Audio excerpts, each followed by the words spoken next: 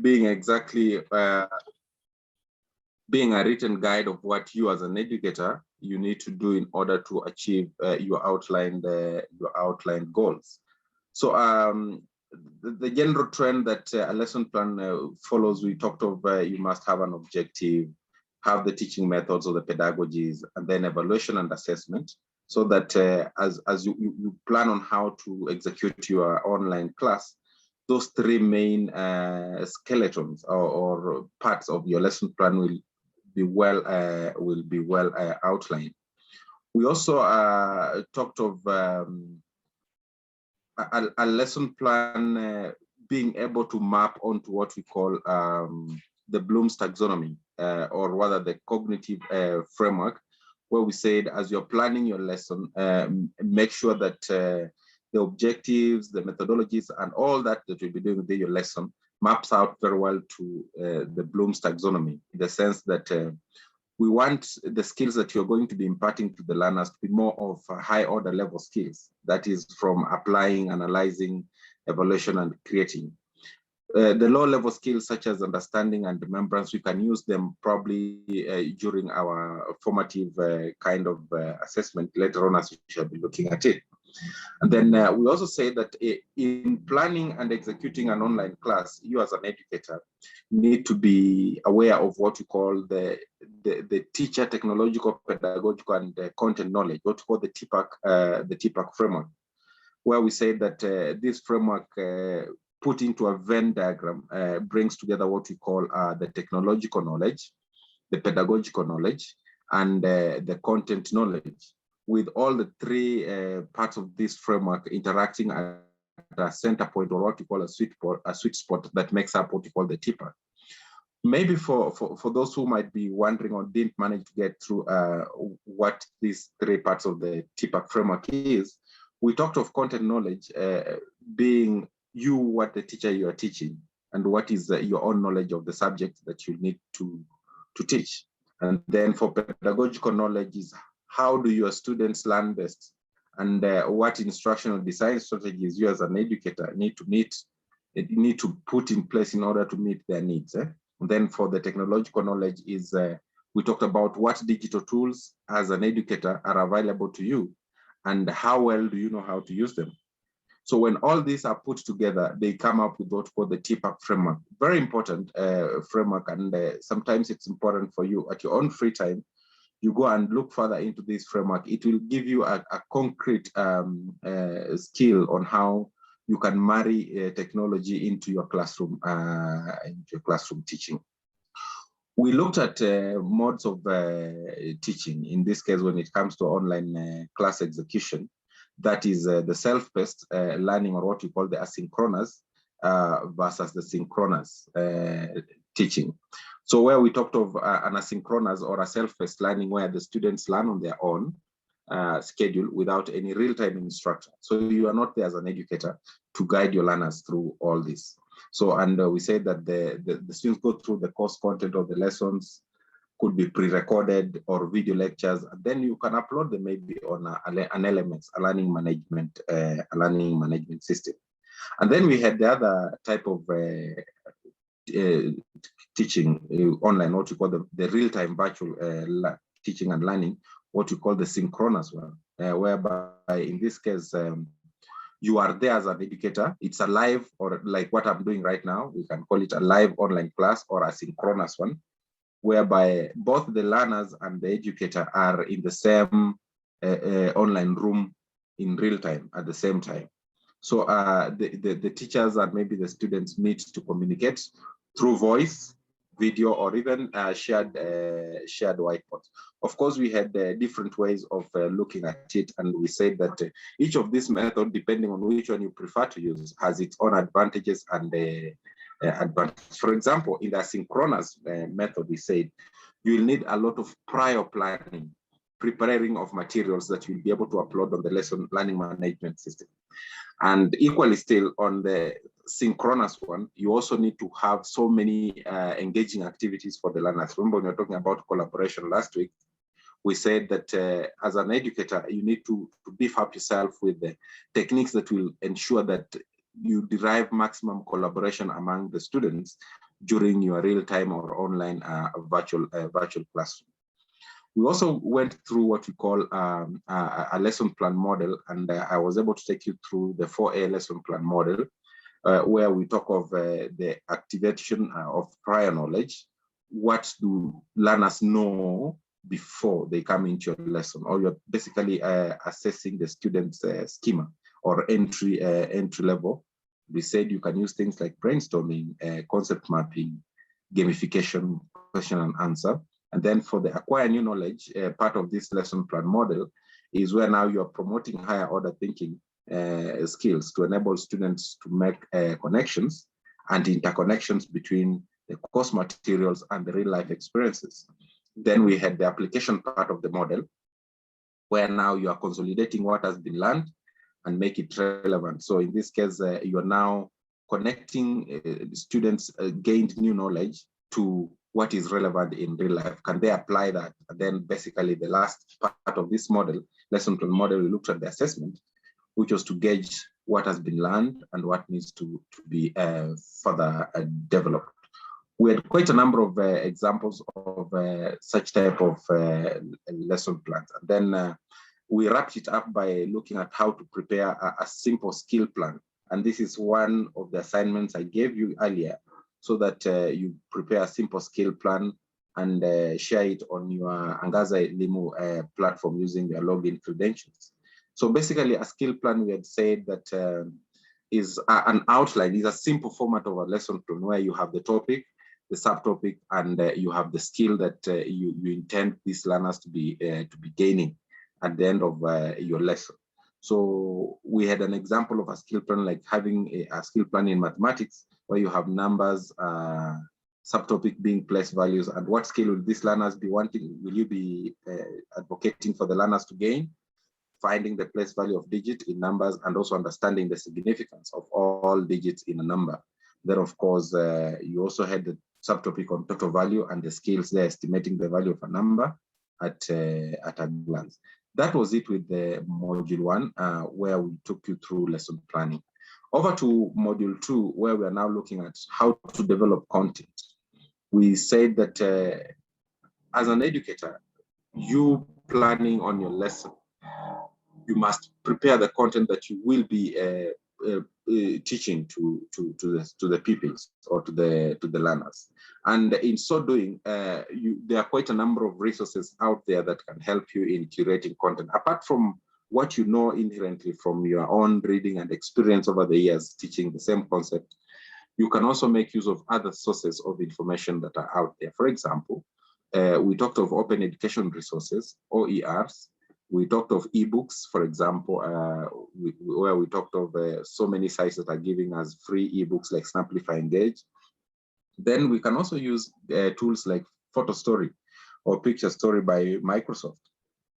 And then the visual understanding environment with regard to creating what we call mind maps or concept maps. So quickly into open education resources, we said that an open education resource has 5 R's in terms of their properties. So what properties do these education resources have? So maybe before I look at the properties, we said that OERs are simply content that resides in the public domain, or they are released under what we call an open license and permits you at no cost access to use, adapt, and redistribute to your own best use, so that without any limited restrictions. So users of such open education resources, pegged on the 5 attributes of them, is that you are allowed to retain such materials when you get them. So you have the right to make your own control copies of the content. For example, you can download or duplicate. Then you can also reuse them in the sense that you have the right to use the content in a wide range of ways. And then you can also revise in this way by adapting them or adjusting or modifying or alter the content itself. For example, you could translate it if you are a special education teacher. You could translate a certain video into sign language. That is without restriction. Then you can also remix the content. That means that you have the right to combine the original or revised content with other materials to create something new or incorporate content into a mashup. And then finally, these open education resources have the ability to be redistributed in the sense that you have the right to share copies of the original content or your revisions or your remixes with others. For example, giving a copy to your friend or distributing the same copy to your learners. We also went ahead and looked at the rationale for why we need to use open education resources. We say that open education resources are ubiquitous in the other sense that they can be expanded, they have expanded access to learning and can be accessed anywhere at any time. For example, if you have an ebook, it can be accessed on a laptop, it can be accessed on a tablet, it can be accessed on your phone without necessarily the students going to visit the physical libraries that we have in our schools. Then they are also adaptable or bespoke in the sense that they have the ability to be modified so that they can be narrowed or customized to suit the level of the level of need of your learners. And then versatility, where we talked of enhancement of the course materials in terms of text, images, and videos that can be used to support different learning styles. And then we had the other attribute or the rationale on proliferation, where we say they have the ability to be disseminated rapidly through an e-learning platform at a blink or at a click of a button. And then they're also cost saving for students in the sense that all the readings are available online, and it saves students hundreds of money in buying resources and also in storage. Then we had examples of educational resources, online sites that you can get all this. I think we shared a document on this. Probably maybe those who are not on site, you could revisit the earlier charts that Vida was sending on the WhatsApp. We had a whole total list of all these examples of open education resources sites where you can get resources for your curating of your online content. A basic one in this case was the Kenya Education Cloud by KICD, which is very good. Actually, it has been customized for our own use within our local context. And like this, probably these others, where they are a bit universal fit, one blanket fits all. So you must go ahead when you download it to go and customize it further. But for the KICD ones are more straight to the point. They are been curated in following the current syllabus, both the CBC and the 844 curriculum. I also took you through what we call concept maps or mind maps. With this regard, I was able to take you through how to curate a concept map or a mind map using two options. The first option was on using the Microsoft Word, the one you use for typing. And the other one was when I took you through what we call as an app we call the Visual Understanding Environment, the VUE. So with the concept map, probably I'll take a wrap on that also to try and show you how to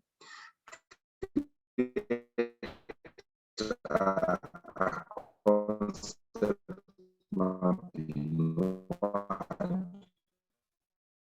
I was able to,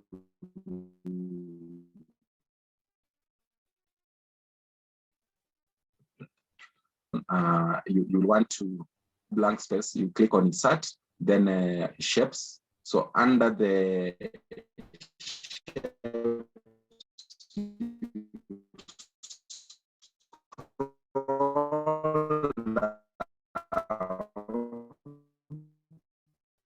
all the way to inside in the canvas, you can be able to put information or objects. For example, if you ask, like, let's say internal or external parasites, let's say you want to make a concept map on parasites.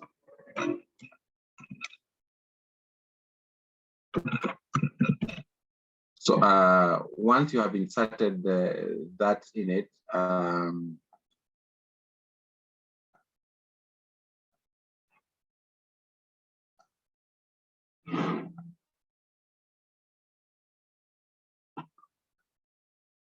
so then you can add a node on it. And a node in this case, you can use an arrow or just a straight line. When you come here, you select your arrow. or probably before you do that, you will know that parasites maybe come in two formats. We have the internal and the external parasites. So adding text to that, you can say internal parasites.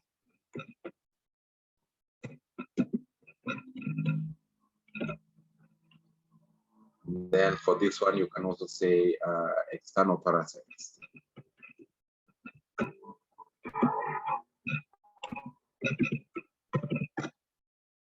So these two nodes, the blue ones, they are specifying a certain level, that is the types of parasites.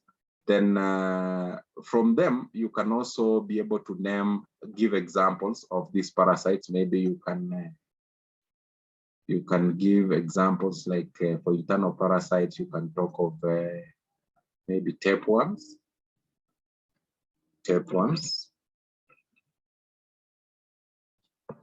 To enlarge that a little bit.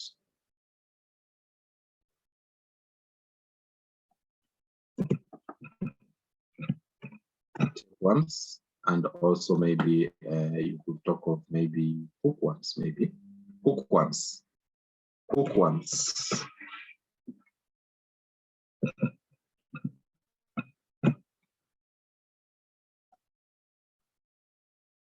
So how are these diagrams related? You must show relationship or linkages, and to link one diagram to the other, you use what we call linking nodes. For example, if I click on this one and attach it there, I can bring it right onto that. Maybe I can be able to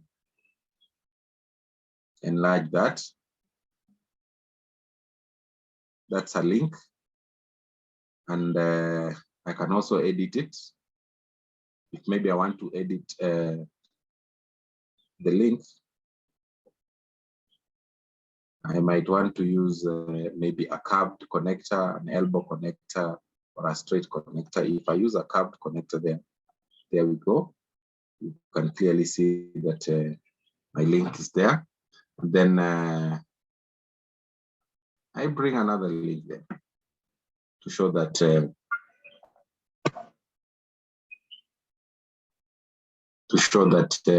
hookworms are examples of internal parasites.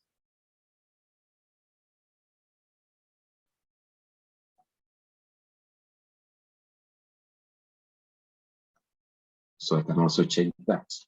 Then for the internal parasites, maybe to ensure that to make your work more appealing to the learner, you might want to change the different levels to have different colors. So in this case, you just say shape fill, change the shape fill, and we can, let's say, have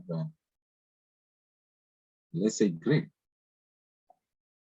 And this one, maybe you can have it as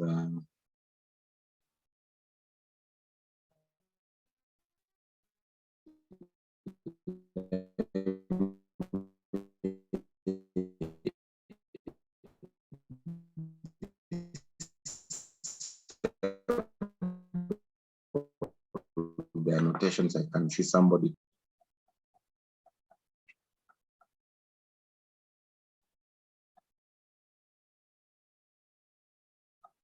So basically, as we look at that, that's how we said we can be able to come up with a very good concept map.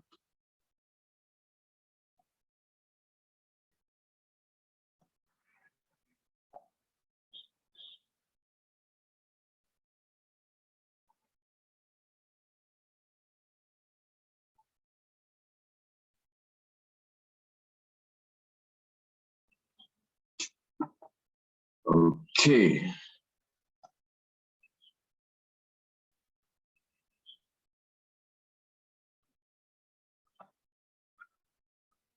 Right. So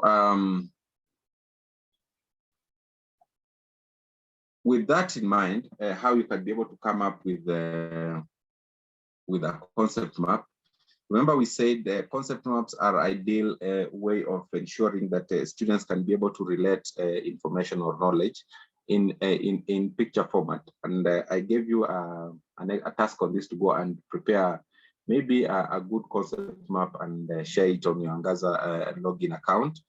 An easier way of doing this is probably using what we call the VUE.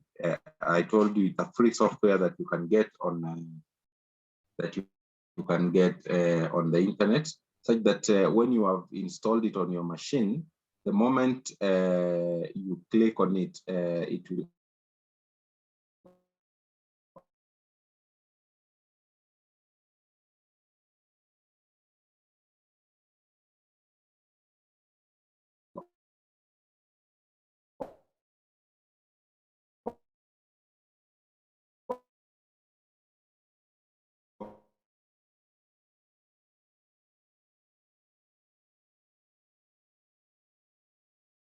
open up.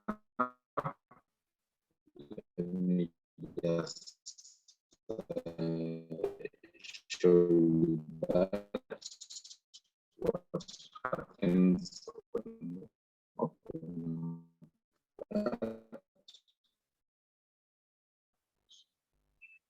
the VUE, visual understanding.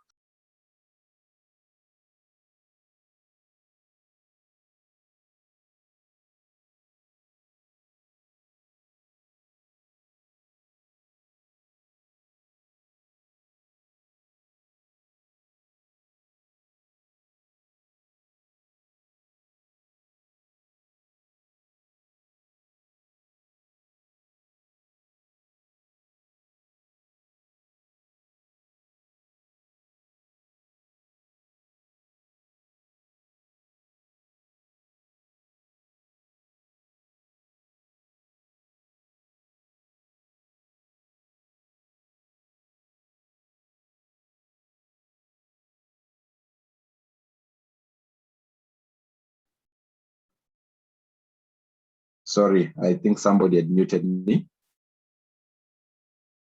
Okay, I hope I'm clear now. Yes, can hear you, Teacher Maxwell. Okay, so remember I said you can also be able, if you don't want to put in a lot of information, you can do images. So you can click on the node and add your image. In this case, if you want a smaller image for that, you can always bring it in and paste it in. For example, if you want to look at maybe an internal parasite, just a case review on that, or maybe an external parasite, add one maybe to paste it here.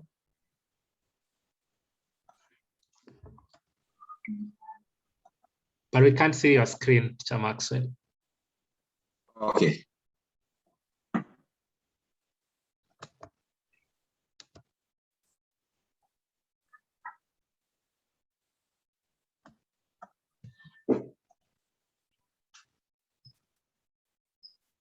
Is it on your end now? Yes, I can see the screen right now. So what I was saying is the simplest way to do a concept map is using what you call a VUE, a visual understanding environment. I told you this is a software that is free. You just download it from the internet and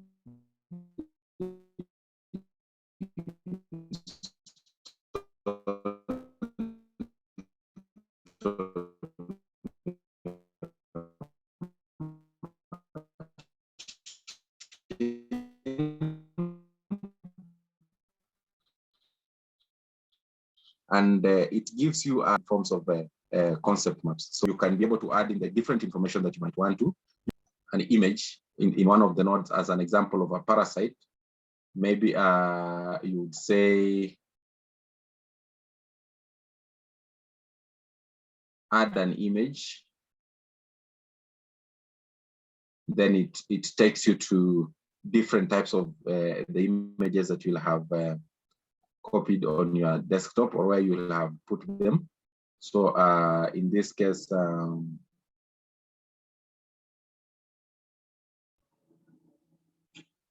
I could go to any folder.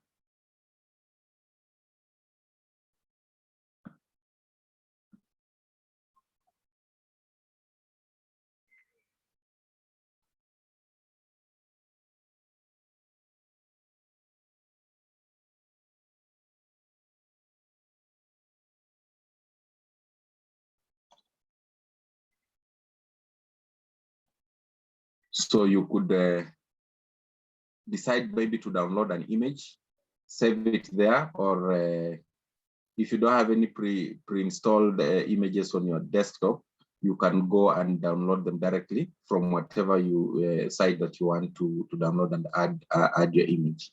Then for the concept map, I think I shared enough resources on that, and with regard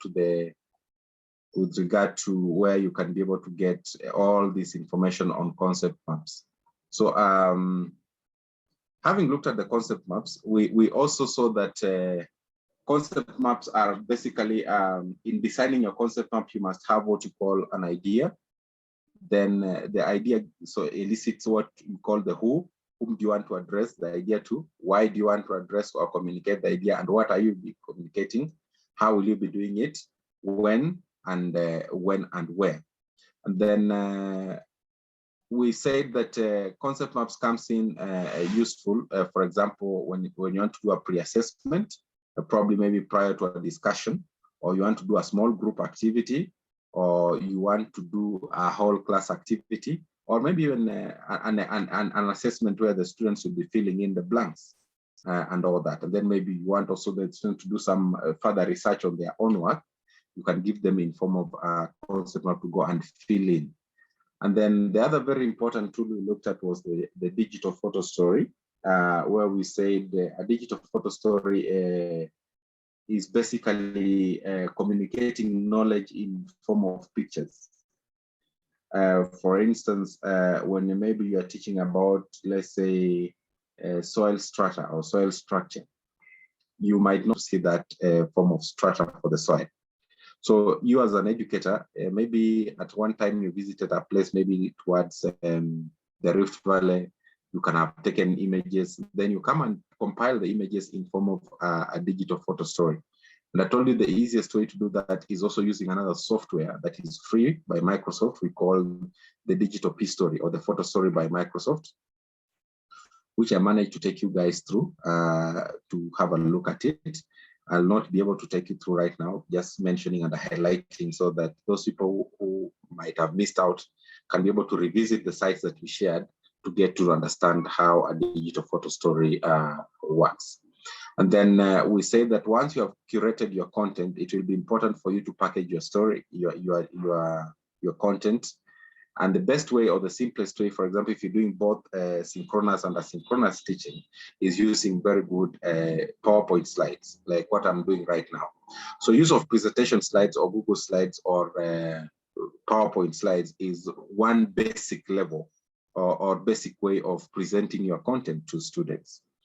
Slides, we say they convey visual ideas, graphs, and tables. Then they also summarize facts and also present questions for discussion. Now, in designing your slides, we said you obey the 3 rules. One, the 6x6 rule, which we said is every bullet on your slide should not have more than 6. On your slide, you should not have more than 6 bullets, and each bullet should not have more than 6 words per bullet.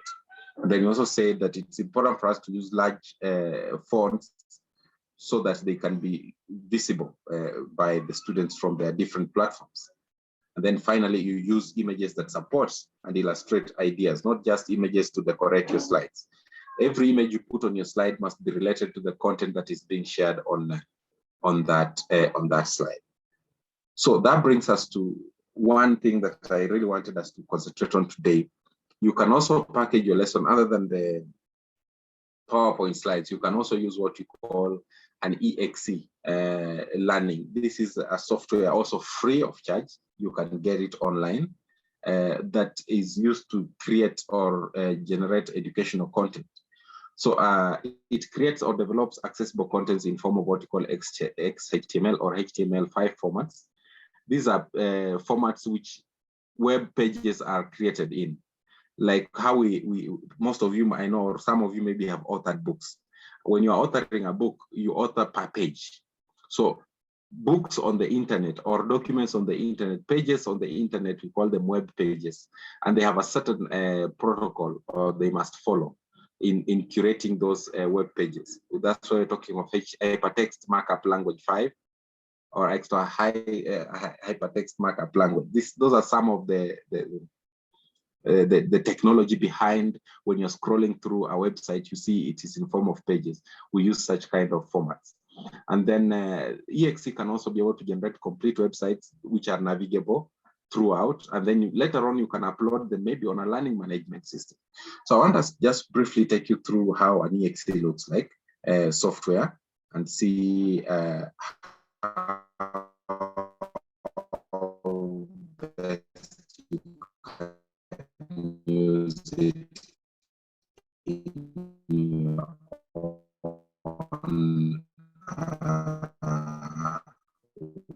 way. So once you download the EXE app, and this gives you the homepage for the free software, so no need to pay anything. You just download it on your laptop mainly, and you can use it. So once you click on the app, it opens for you this window. It wants you to select the language in which you'll be authoring in it. So if you want to author in English, you'll select English. And then which browser will you be using? For in this case, if you want to use Google Chrome or Edge or Firefox, you can select on any of them. So all these are the available default browser, or you can just click on the default browser in your system and it will do that. Then, of course, you save that information. It opens for you this home tab. Now, in this home tab, for example, maybe you want to author content for the students to go through on, let us look at maybe internal parasites. So you want to author something on, let's say, external parasites. So in this case, these tabs here, they give you a way of doing it. The home tab, you can rename it. When you click on the home tab and rename it here, renaming it, you can call it maybe, let's call it, this is grade 5, I think. Grade 5. And maybe science. Grade 5 science. And when you say okay, there it appears there. You see how it is pre-formatted in such a way that when you type and save it, it gives you how it will appear on the website. Then you add a page to that, it gives you now the topic. So under the topic, you'll also rename it. And then you say this topic, I want to call it, let's say, external body parasites. External body parasites.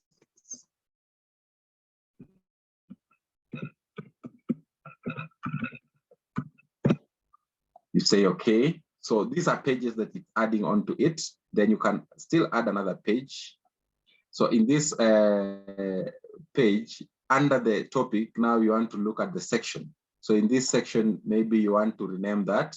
You will want to rename that section to, let's say, what is a parasite? So you are curating content that your learners will be able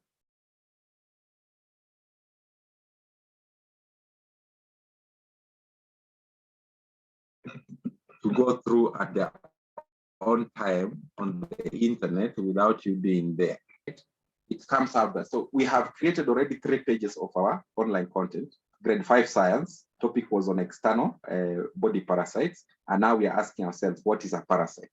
Now, how do we populate and add content here? You will come to down here, there are what we call interactive devices. We have interactive activities, non-interactive activities, non-textual information, textual information. So in this case, probably you want to add a textual information in form of free text. So free text, when you click on it, it opens for you an editor, word editor there. So maybe you had already had your content somewhere on what a parasite is.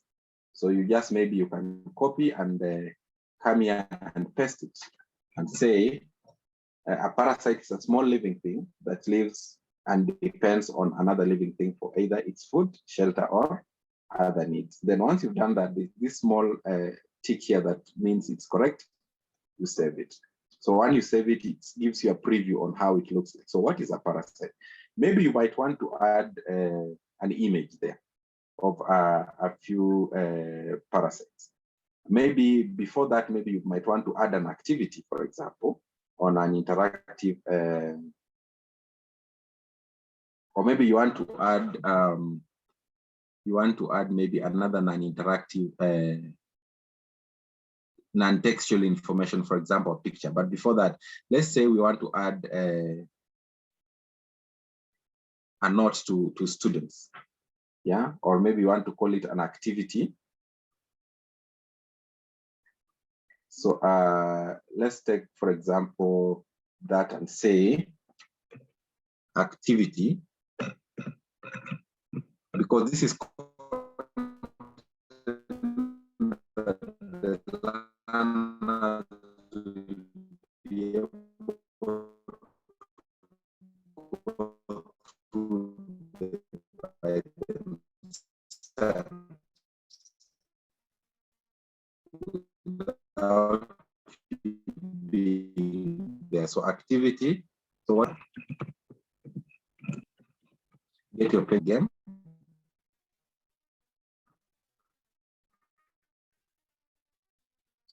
So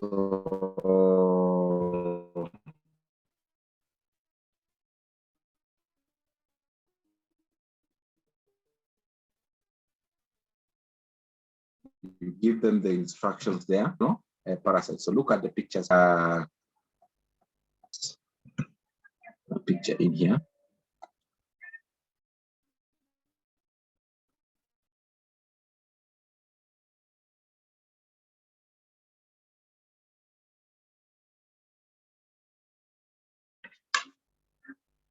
So for instance, if you wanted to insert maybe an image, you want maybe to get the source.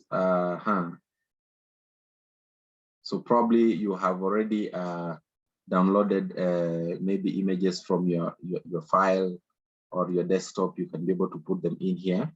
And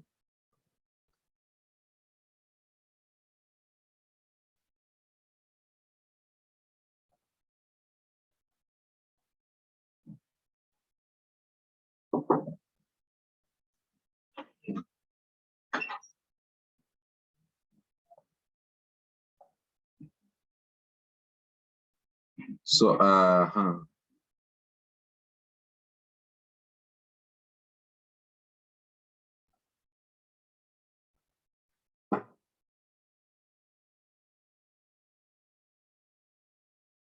maybe I want to have, let's say, a hookworm there, though I know it's not it's not an ideal one for there. So let's call that a hookworm.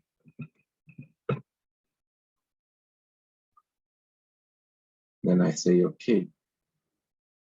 So you'll see your image will be there. You can then edit this image, narrow it down, make it smaller. So look at the picture below. So you have added an image for this, then you save. So what happens is that when the learners are going through these concepts, so they'll read about what a parasite is, then they'll get your pens ready as an activity, and then they can be able to click on the activity. They are told, play this game.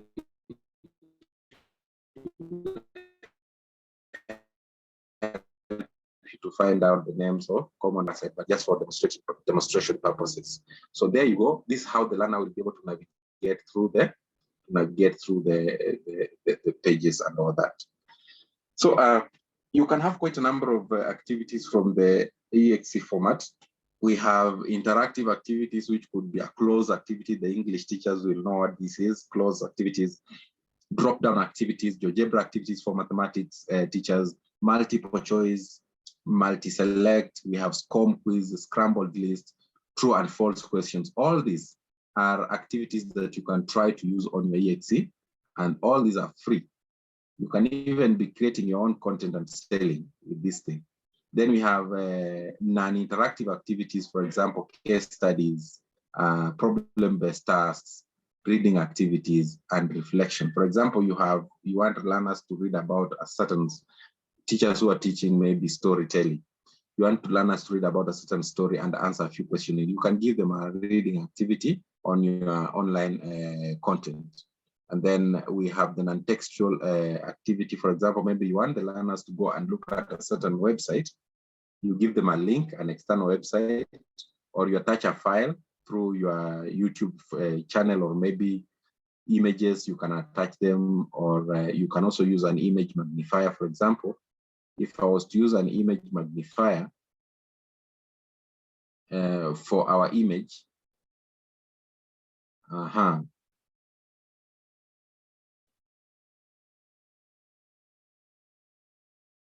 an image magnifier simply tells the learners that once they go to the image, it can zoom in. See what it does?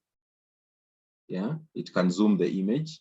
If you want the image to be zoomed, let's say 6 times, when they click on it, look at what it does, the image magnifier. It zooms in the image. So the learners can be able to interact with all these at their own free time.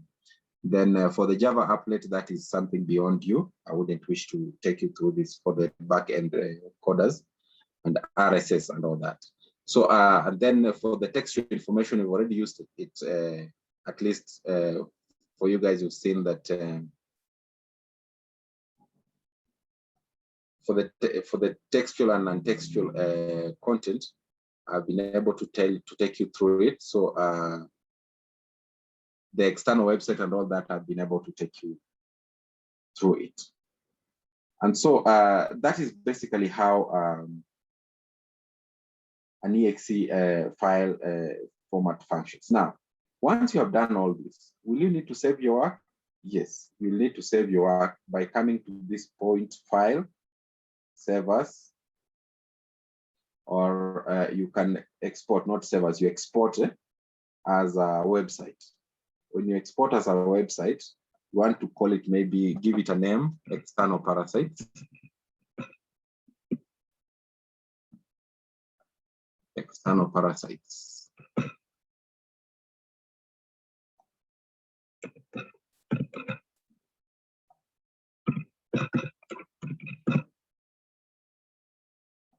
The author, maybe you are a master. So save and export. Once you save,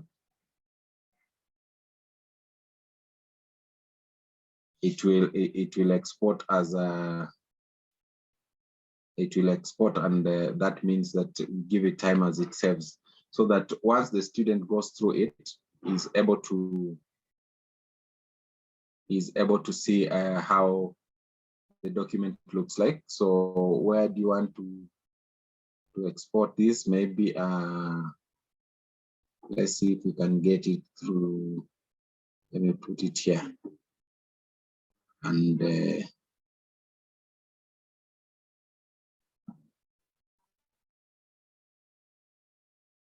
what do you need to call it? Maybe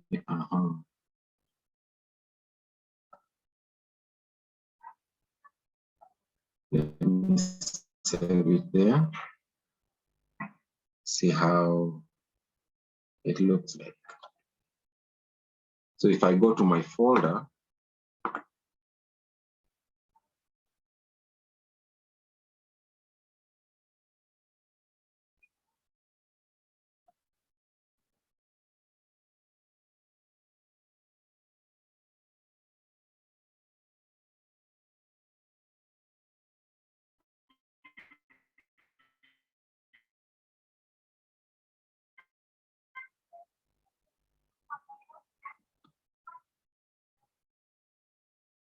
so once I come through my new package, I'll get this web page type of icon. This is what I click on, and when I click on it,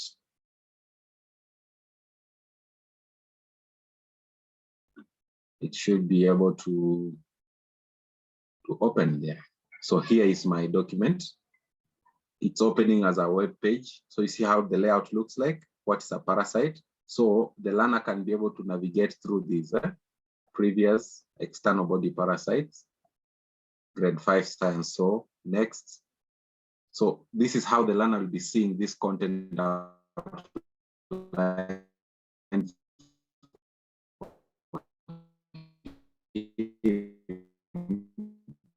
once you share with him that. So at the end of the day, the learner will be able to navigate. He has all these keys to himself. He'll see the topic external parasites, grade 5 science, external parasites. What is a parasite? So he can go to next. A parasite is a small thing that lives and all that. Then from there, he can be able to see the activities and all that we have been able to look at. So that is how you create content with an EXE. More practice is required for you guys, but it is a free software, very easy to use. At your own free time, try to find it out. And in case you have any questions with that,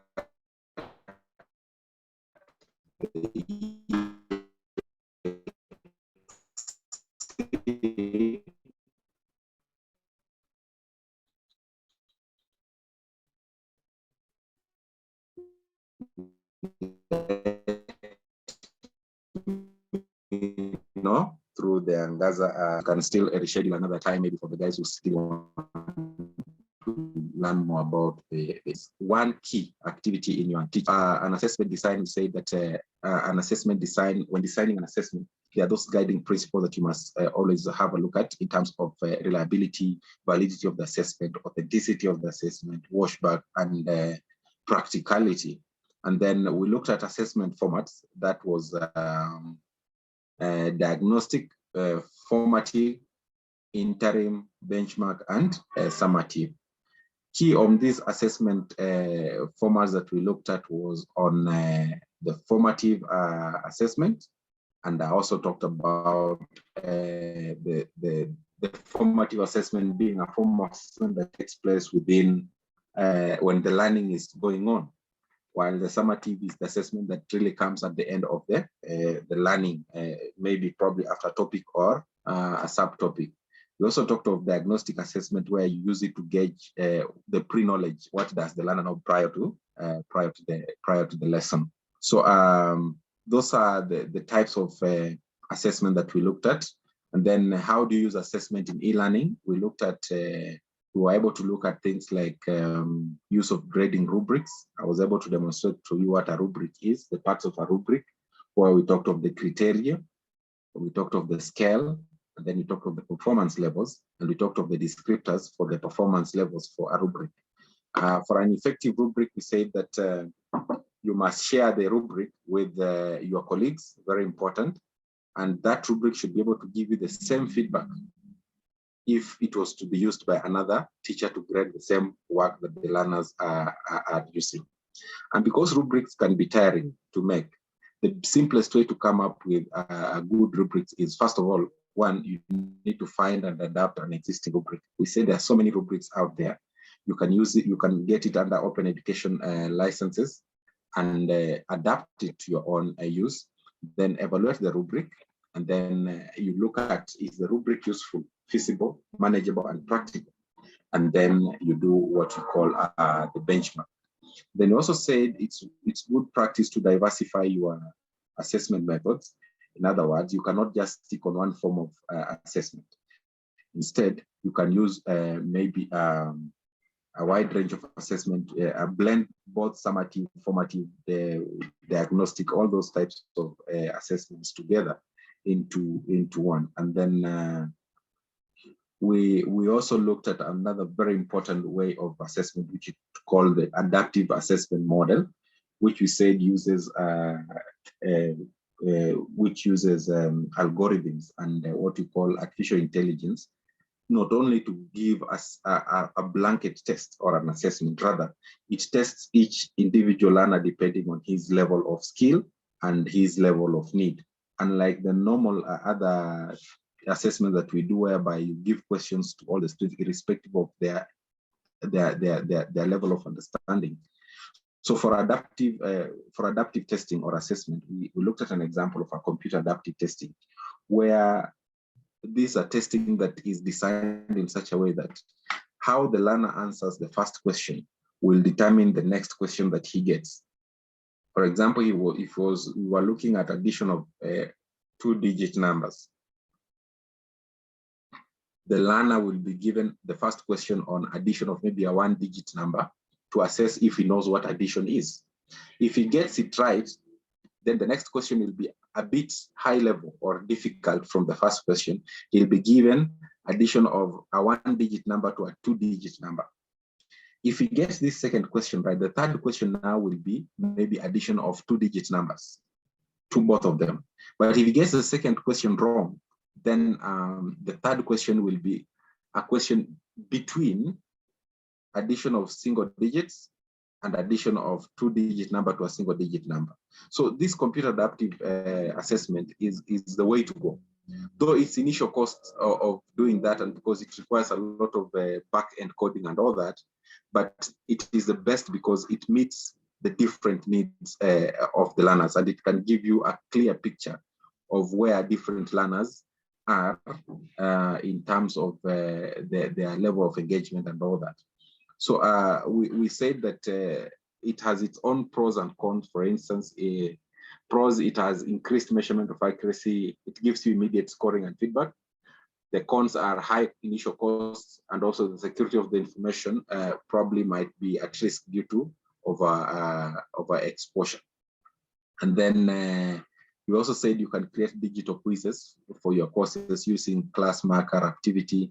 I've already looked at EXE Learning, another very powerful tool for creating your digital quizzes for your courses. We also had looked at things like Mentimeter, and also when you are looking at remote learning, Mentimeter, and we had Mentimeter and these other names escaping. But those are ways of creating questions that you can be able to assess your online learning. And that brought us to the end of assessment. And we wrapped it up with collaboration, where we said it's important for learners to collaborate in classroom. And this can be done through facilitated discussions, synchronous learning, breakout rooms, shared whiteboards, and also public chats. And your role as an educator during collaboration in classroom, your work is to regulate. You can also invite, summarize, assess, and do what you call counseling. And then for discussions, it's important for you to come up with class questions in an open forum. You can also give them you can also give learners what you call real life examples, and also have debates, have open-ended questions, and also do brainstorming to bring about discussion scenarios within your classroom. So how do you manage your online discussions? Yeah, it's important for you as an educator to save your work. For instance, when you are having an online discussion through a chat, and a question that has been asked and you think it might be asked maybe next year or the year after, the reply that you give to such group of students is important for you to save it, so that you minimize the work that you do as an educator in those online discussions. And then you practice replying to multiple students at the same time. You might find that 5 students have asked the same question, so you will not be replying to each of them at the same time. You will not be replying to each of them differently. Instead, you can have a common reply to the 5 students that ask the same question simultaneously. For example, you can use a statement like, hello, John, Jen, Mary, and Susan. You have some interesting points about internal parasites and also about external parasites. So have you considered maybe doing research on this and this? So you see, you have replied to the 5 students at once. Instead of each of them, hello, John, you reply. Hello, Jen, you reply. So that's one way of ensuring that you minimize work during online discussions. Then you as an educator, you need to set work hours. Students can decide to chat you up in the night, in the midnight. So give them a strict guideline on when to open up or when to reach out in case they need some assistance. And then you can also be able to gauge quality versus quantity. You don't spend half an hour replying to a student who basically spent like half a minute to ask you that question. Then you take 30 minutes to answer the question. It is not prudent. And then that is it for how to manage online discussions. And then we had also talked about synchronous learning with regard to real-time collaboration and versus what we call flipped classroom. A flipped classroom, I remember telling you that it's an instructional strategy and a type of blended learning that is focused on the student engagement and active learning, which gives the instructor a better opportunity to deal with mixed levels student difficulties and differentiated learning preferences during classroom. So a flipped classroom basically has these four components. One is it's a flexible environment. It fosters what we call a learning culture, and it has what we call the intentional content. It is a differentiated learning in the sense that it targets each individual learner with a content, and then as it brings about professionalism for educators in the sense that it will always give you a window to reflect and adjust your approaches to teaching and learning process. So an example of flipped classroom model would be we have the out of class activities and the in class activities. So before a class, we have the out of class activity where the students get used to new lessons, concepts, take quizzes, jot down questions for further discussions, and while the teachers receive real-time data on students' performance progress. During class time, the students now explore new concepts in class and through digital learning activities, for example, peer-to-peer discussions or one-on-one sessions. The teacher is the one who delivers personalized instruction to these learners. And then after the class, out of class activity where the students will review and reflect on their understanding of the concepts and the lesson materials. Parents also come in this case whereby they track students' progress, contribute constructive feedback, and collaborate with the teachers with regard to that. And then mapping the flipped classroom on the Bloom's taxonomy, still remember we said before class, students gain necessary knowledge before class, and instructors guide students to actively, interactively clarify and apply the knowledge during classroom. That is, activities that can be done before class would be activities to do with remembering and understanding. Then probably during class, the students can apply the concept that they are learning and analyze. And then after class, the students can be able to evaluate and create new knowledge for their own long-term or what we can call the extended learning. So why flipped classroom? We say that flipped classroom reaches every student in every class every day. This concept of flipped classroom is more on students learning more deeply, and as a result, students will be taking responsibility, interacting meaningfully and often with their instructor and peers to get and give frequent feedback, and they also acquire deep understanding of the content and how to use that content. Students are also more active participants in the flipped learning model. And then interaction among the students will increase students to learn from one another.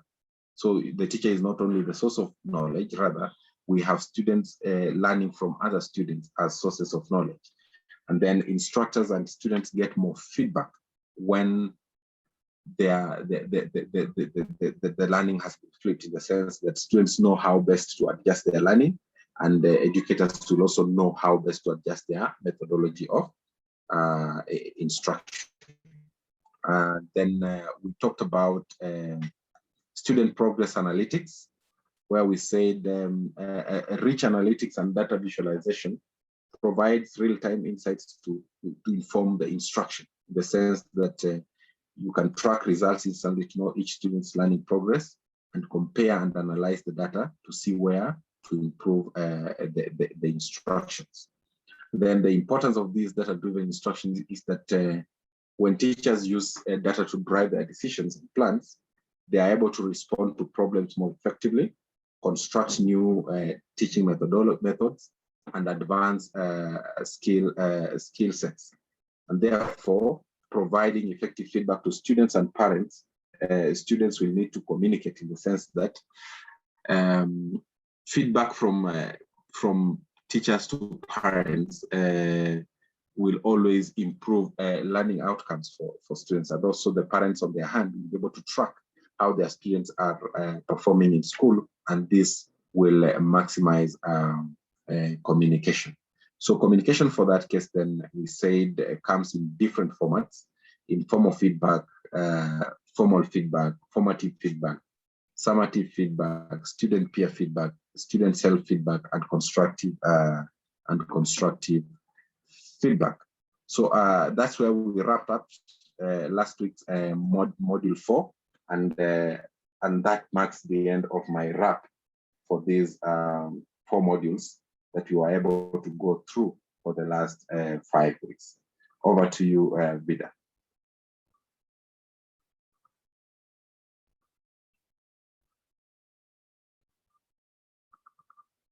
Vida or Kiko? Yeah, thank you so much, Mr. Maxwell, for that. That has been a very great wrap-up of the session. Really enjoyed on that.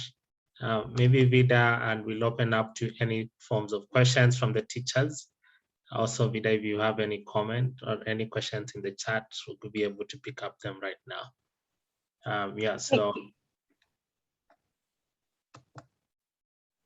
Okay, thank you, Kiko. We have no question at the chat, but I saw a hand up earlier. I'm just checking if it's still here. No.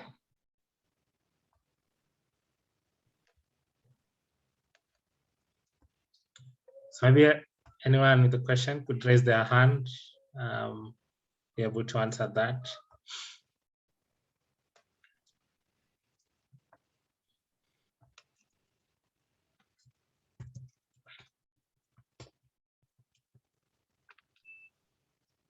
Or maybe we could open up the floor for anyone with feedback. I know it's the last session. We've had about 5 to 6 weeks of training.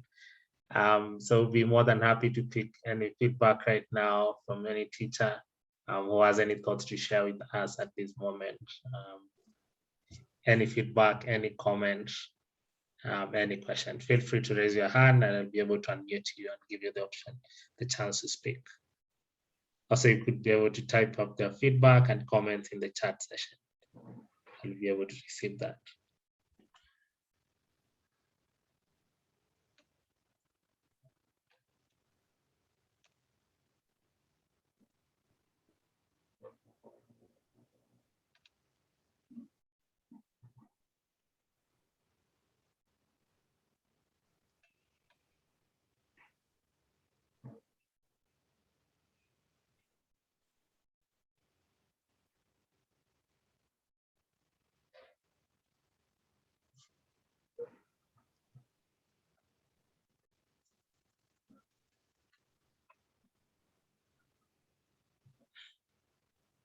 So because of time, I think maybe we can wrap it up at this point. I'll probably give Mr. Maxwell. Yeah, I see some feedback on network. We'll be able to address that, Ferdinand Misalia, on the issues of connectivity with the UNICEF team.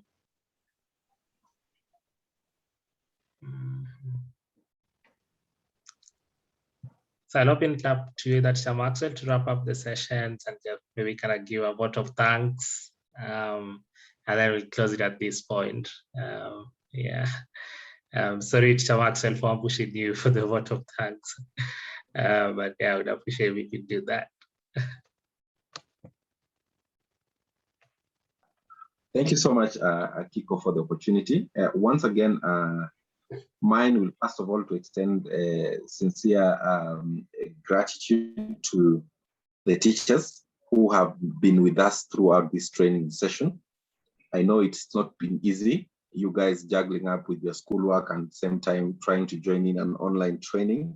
It can be a bit tough, but receive my sincere gratitude on behalf also of Angaza Elemo for sticking with us till at the end. Secondly, I'll also want to extend my sincere gratitude to the Angaza team, Vida, Kiko, and the rest of the back end team that has been behind all this, behind the scenes, trying to ensure that this training comes to conclusion. And also for their dedication, responding to your feedback through the WhatsApp, through the emails and all that. They have done a great job, really appreciate them. And we thank God for this team. I'm also extending the same gratitude to Almighty God who has given us all this time free life and been able to engage. I know some maybe or some did not make it to join us for the 5 sessions, but God has been indeed faithful until we have come to the end of the training. I know going forward, you guys will be able to implement what you have gained from these sessions.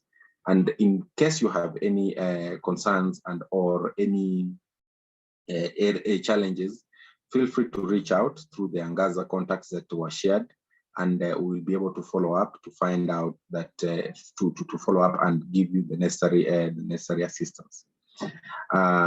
One thing I'll always share with my colleagues, I'm a teacher, I told you that from the beginning, is that what makes a great teacher is not doing extraordinary things. Rather, it's doing the ordinary things in more extraordinary way of doing it. So go out there, guys, have the passion, keep the fire burning. Where you have limited resources, try as much as possible to innovate. And even if you cannot be innovative enough, reach out. There are some people out there who might be willing to assist. Maybe you have issues with connectivity, as I've had most of you complaining, or you have issues with gadgets. Organizations out here are willing to help as long as there is a more stratified way of appealing for help, and you can be able to benefit from a wide range of organizations that I know will be out there to help you with gadgets, to help with connectivity, and even to help you with ways of bridging that digital divide where maybe you don't have data, internet, and all that. So always be reaching out through the Angaza platform. We'll also be able to give you the necessary assistance that you might want. Be our ambassadors out there. This is just but the beginning. There's a lot that is yet to come. So feel free to utilize whatever that you have learned from this training. And as I've said, if you find there's a challenge, always reach out at any given time. For me, you can be reaching me out throughout my social media handles. LinkedIn, I'm on LinkedIn as Maxwell Kayesi. On Facebook, I'm as Maxwell Kayesi. You can go through my YouTube channel, Maxwell Kayesi. And through my phone number, I think Vida should be able to share my phone number on the chats, so that in case you need to reach me on a personal level, then you can be able to reach me. And I ask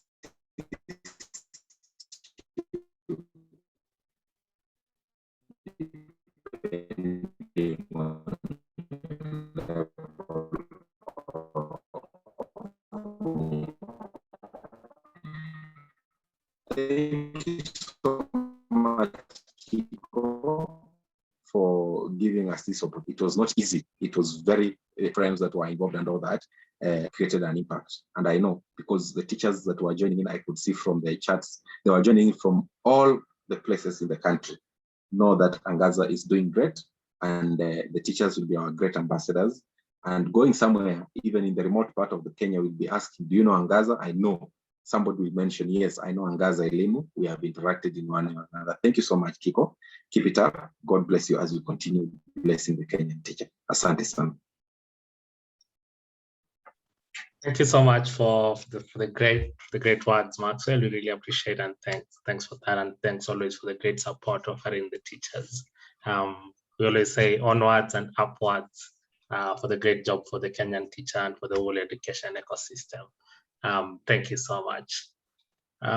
Yes, I do see we have one hand, so we probably just ask Teacher Munguti to speak, and then we can wrap it up, and then we'll have Vida follow up with the teachers on to the student engagement for further instructions.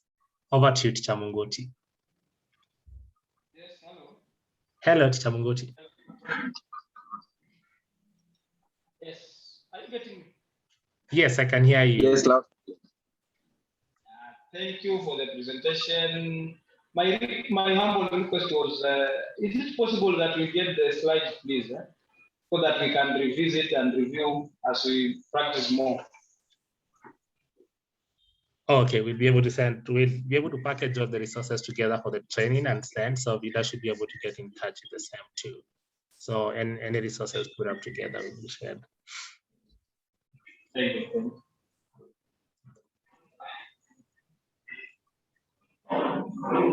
Thank you so much. Just because of time, I see we've taken about 16 minutes of your time. I'd like to end it at this point. And once again, thank you so much, and looking forward to engaging you further in the next coming few days. All have a great evening from us at Angazai level. Thank you.